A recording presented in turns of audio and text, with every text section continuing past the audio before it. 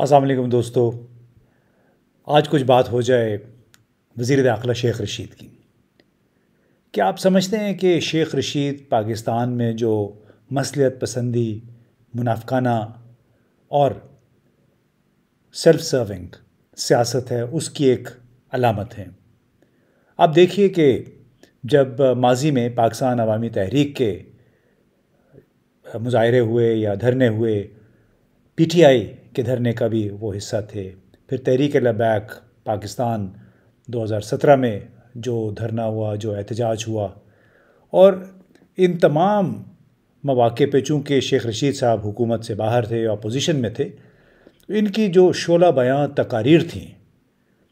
ہر موقع پہ بڑے بڑھ بڑھ کے انہوں نے تقاریر کیں اور جلاؤ، گھیراؤ، پارلیمنٹ کو آگ لگاؤ، اس قسم کی باتیں ہمیں سننے کو ملی، چاہے وہ پاکستان عوامی تحریک کے پلیٹ فارم سے تھا،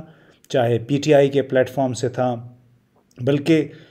گزشتہ حکومت کو یہ باقاعدہ دھمکیاں دیتے رہے، ڈیڈ لائنز دیتے رہے کہ آپ یہ ان کے مطالبات مان لیں۔ یعنی اس وقت ان کو نظر آتا تھا کہ اس تحریک کے ذریعے حکومت کو زچ کیا جا سکتا ہے، حکومت کو کمزور کیا جا سکتا ہے، لہٰذا اس امر کی پرواہ کیے بغیر کہ کل کو یہی مسئلہ ان کو خود بھی ہانٹ کر سکتا ہے جب یہ اگر حکومت میں ہوں گے، یہ اس قسم کے مطالبات کرتے رہے، ان کی حمایت میں بولتے رہے، اور آج یہ عالم ہے کہ ان کی اپنی ایک لحاظ سے گھگی بن گئی ہے، کیونکہ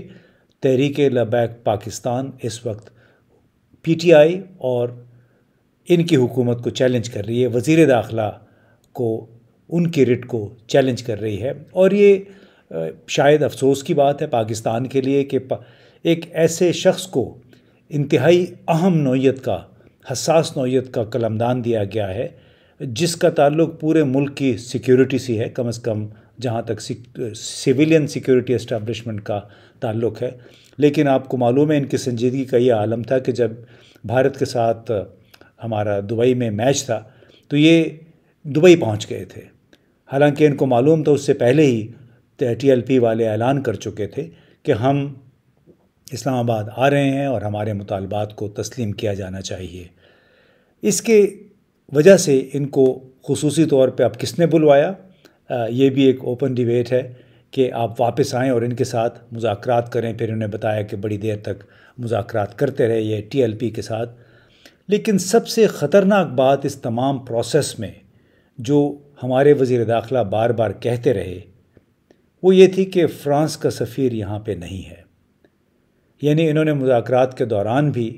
ٹی ایل پی والوں کو کہا کہ فرانس کا سفیر یہاں نہیں ہے، اور یہ کیوں کہا؟ یہ اس لیے کہا کہ ٹی ایل پی کا مطالبہ ہے کہ فرانس کے سفیر کو ملک بدر کیا جائے۔ کیوں؟ کہ ان کے فرانس کے ایک شخص نے ایک ایسا کام کیا جو ٹی ایل پی کے خیال میں حضرت محمد صلی اللہ علیہ وآلہ وسلم کی توہین کے مترادف ہے، اور اس توہین کی تو ظاہر ہے کوئی بھی اگر کرے گا تو مسلمانوں کے جذبات بلا شبہ برانگیختہ ہوں گے۔ لیکن ایک انڈیویجول فرانسیسی شہری کی پاداش میں ان لوگوں کا مطالبہ ہے کہ فرانس کے سفیر کو پاکستان سے نکالا جائے، اور ہمارے وزیر داخلہ اپنے بصارت اور بصیرت کے مطابق بار بار ان کو کہہ رہے ہیں کہ فرانس کا سفیر یہاں پہ نہیں ہے۔ یعنی اگر وہ سفیر یہاں ہوتا تو پھر کیا حکومت ان کو نکال دیتی؟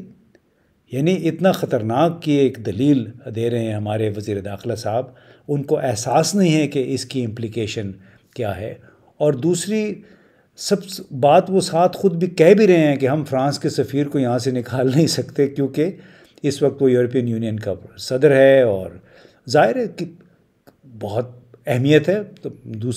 تیسرا بڑا یورپی ملک ہے فرانس۔ اور اس سے قطع نظر اس پہ تو میرا خیال ہے کوئی کمپرومائز نہیں ہونا چاہیے، بار بار وزیر داخلہ کو واضح کر دینا چاہیے کہ فرانس کی حکومت کے ساتھ تعلقات یا اس کے سفیر کو بلانا، نکالنا، یہ ثوابدید پہ ہے ریاست پاکستان کی۔ کسی ایک گروہ کو، خاص طور پہ ایک ایسا گروہ جس کو انہوں نے خود ہی اپریل میں کالعدم قرار دے دیا تھا، یہ اجازت نہیں دی جا سکتی کہ وہ مطالبہ کرے اور ہم وہ مطالبہ مان لیں۔ تو قصہ مختصر یہ کہ شیخ رشید صاحب کی جو باتیں ہیں ان کو سن کے اور پھر ان کا اگر ماضی دیکھا جائے تو یہ کہنے میں کوئی تعامل نہیں ہے کہ یہ ایک علامت ہیں اس منافقانہ اور مصلحت آمیز سیاست کا جس کا پاکستان گزشتہ 20-25 برسوں سے شکار رہا ہے، چاہے وہ 1980s کی بات ہے، 90s کی بات ہے، جب بے نظیر بھٹو صاحبہ، نواز شریف صاحب ایک دوسرے کے خلاف ان حکومتوں کے دوران بہت غلط کام ہوئے، اخلاقی لحاظ سے بھی غلط کام ہوئے، ایک دوسرے کو نیچا دکھانے کے لیے، اور صرف محض اس وجہ سے کہ حکومت کو گرایا جائے، حکومت کو زج کیا جائے۔ یہی کام شیخ رشید صاحب نے بھی کیا گزشتہ حکومت کے دوران،